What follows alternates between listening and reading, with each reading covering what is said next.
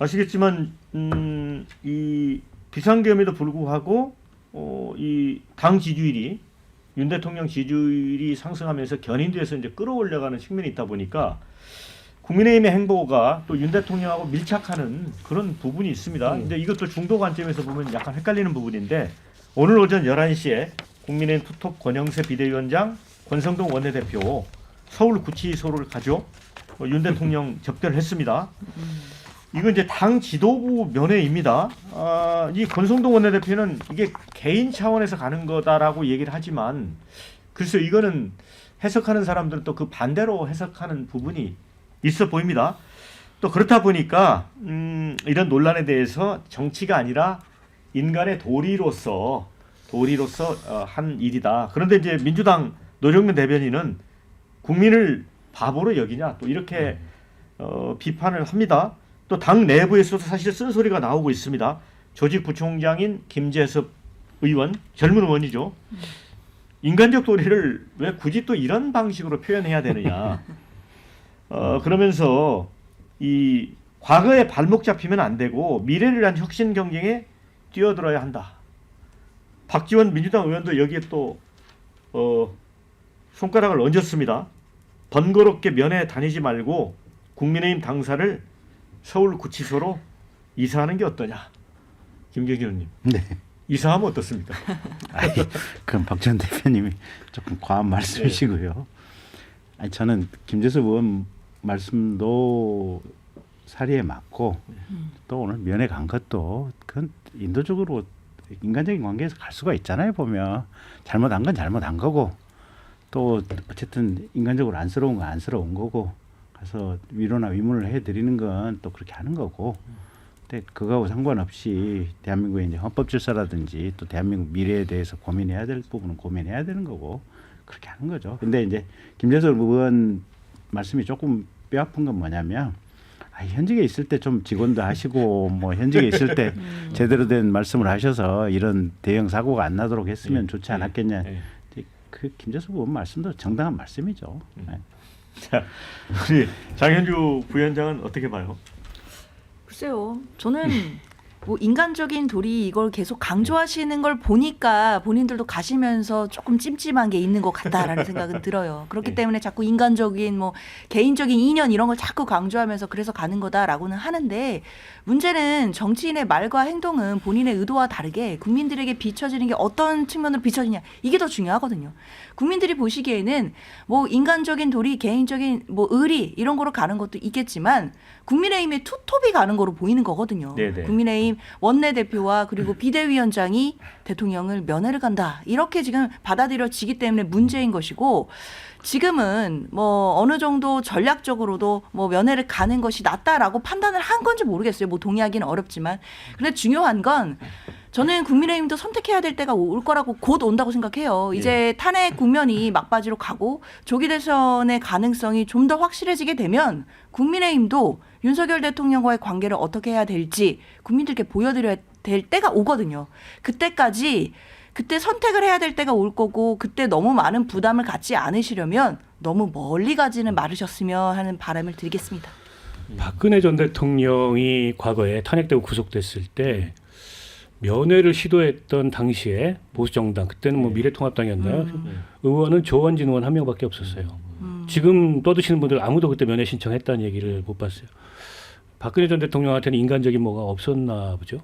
제가 보기에는 인간적인 이런 얘기는 다 그냥 하는 얘기고 정치적 셈법이 작용하는 거고요. 최근 나온 여론조사 그 수치에 저는 견인되고 있는 거라고 보고 그러나 윤 대통령이 회생 가능하다고 믿지 않을 겁니다. 권영세, 뭐 권성동 이분들 합쳐면 법적 경력이 수십 년이에요. 두 분 합치면은 믿겠어요? 다만 이걸 지렛대로 쓰겠다. 이 조기 대선이 열릴 거고 어차피 그때 지지층을 일단 집토끼를 강하게 결집시키기 위한 지렛대로 저걸 쓰겠다 이런 거지. 무슨 인간적인 이런 거는 없고 인간적인 그런 게 있으면 나중에 이제 아무도 면회 안 갈 때가 있거든요. 저분 감옥에 오래 있으면 그때 가면 됩니다. 지금 뭐 지도부가 면회 가면서 지도부 면회 아니라고 얘기하는 거 예전 심영래 씨가 자기 눈만 가리면 연구업당이 됐어요. 똑같은 거예요. 지금 연구업당 하고 있는 겁니다. 자, 그래서 댓글에도 그런 게 있어요. 그냥 몰래 면회 가든가 인간적으로 하는 거라면 근데 왜 기자회견까지 하고 난리냐 이런 의견이거든요. 고진석 대변인. 네네. 그러니까 결국은 우리 박원석 의원 지적처럼 이게 당에 아니면 뭐 혹시 이제 인용이 돼서 조기 대선이 있을 경우에 뭔가 유리하기 때문에 정무적으로 판단해 가는 거다라고 보는 것 같아요. 뭐 정치인이니까 그런 생각을 네. 할 수도 있겠죠. 근데 면회를 가는 것이 네. 그것이 대통령이 한 행동을 지지하거나 옹호하는 것은 아니지 않습니까? 아니, 과거에 박근혜 대통령 때 아무도 안 갔다고 하는데 그게 잘한 건가요? 전 잘 모르겠어요. 어쨌건 우리 당이 만든 대통령이고 저희도 공동 책임을 지고 있는 겁니다. 근데 아직 뭐 유죄 판결 받거나 아니면 그 파면된 것도 아니고 그런데 우리 이제 몰라. 저 사람 우리랑 모르는 사람이야. 그리고 안 가버린다. 그게 맞는 건가요? 근데 그것이 그래도 온당하지 않다라고 지적하는 그런 젊은 의원의 목소리도 나오는 것도 저는 타당하다고 보고요. 그것이 이제 저는 민주정당이라고 생각하고 근데 면회를 가는 것까지 그것을 무슨 대통령과 동조화되거나 대통령을 옹호하거나 그런 것이라고 생각하는 것은 지나친 해석인 것 같습니다. 네, 자 그런 가운데 그 이재명 대표가 페이스북에 수원지방검찰청으로부터 받은 통신 이용자 정보 제공 사실 통지 관련 문자 메시지를 공개를 했습니다. 그 이거를 떡 사진을 올려놓고 끝에 끝이 없습니다 이런 짤막한 글을 남겼는데 이 수원지검 공공수사부는 이 대표 부부의 경기도 법인카드 의혹 유용 수사한 곳입니다. 뭐 댓글에는 수사권 남용이 도를 넘었다. 끝이 없는 거머리 같은 존재들. 기득권 카르텔 멈추려면 분연히 일어나야 한다. 수원지검은 국민 세금으로 할 일이 그렇게 없냐 이렇게 비판을 이어졌다고 합니다.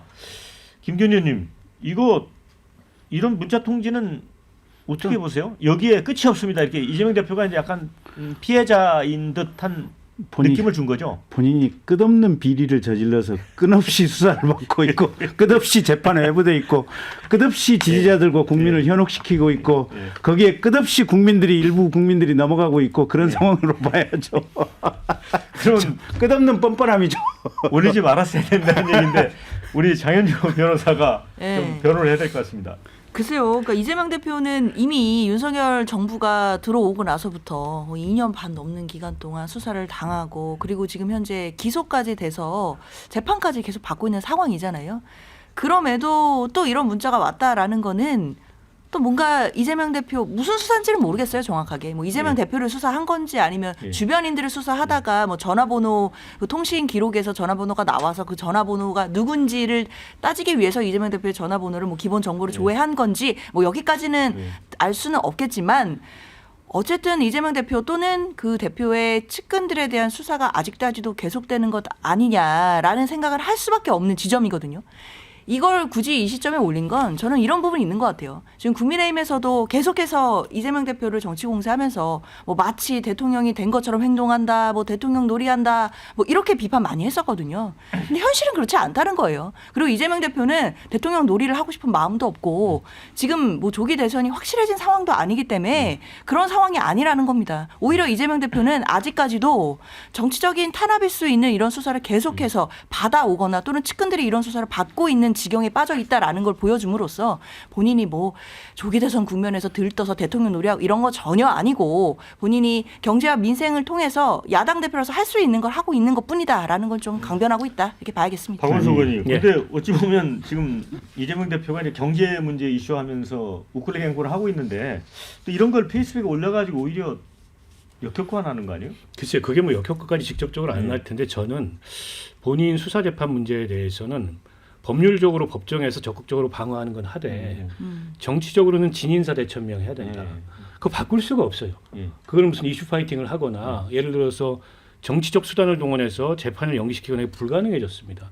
근데 그러면 그럴수록 그 이재명 대표도 윤석열 대통령을 향해서 했던 비판 그 프레임에 똑같이 걸릴 수 있기 때문에 법적으로 적극적으로 방어하라. 그거는 뭐 당연히 권리니까 피고인의. 그러나 정치적으로 진인사 대천명해야 된다. 이 말씀 드리고 싶습니다. 시간이 좀 있나요? 네, 짤막하게. 아니 이재명 대표 수사가 검찰이 시작한 게 아니라니까요. 예. 이낙연 대표 캠프에서 그게 그 얘기가 흘러나와서 거기서부터 시작이 된 거고 그다음에 이스라엘 생각해 보세요. 총리가 자기 가문 전체의 뇌물로 수사를 받으니까 전쟁을 2년씩 끌어가잖아요. 이게 국가 그런 사람이 대통령이 되면요 국가 전체 그게 어디로 흘러갈지 알 수가 없어요. 네. 국민들 정신 똑바로 차리셔야 돼요. 네, 댓글 소개드립니다. 지긋지긋한 정치 검찰 얼마나 더 털어야 속이 시원하겠냐 이런 의견도 있습니다. 반면 대장님 문자 하나에 즉시 결집 검찰 성토 쇼다 이런 의견 주셨습니다.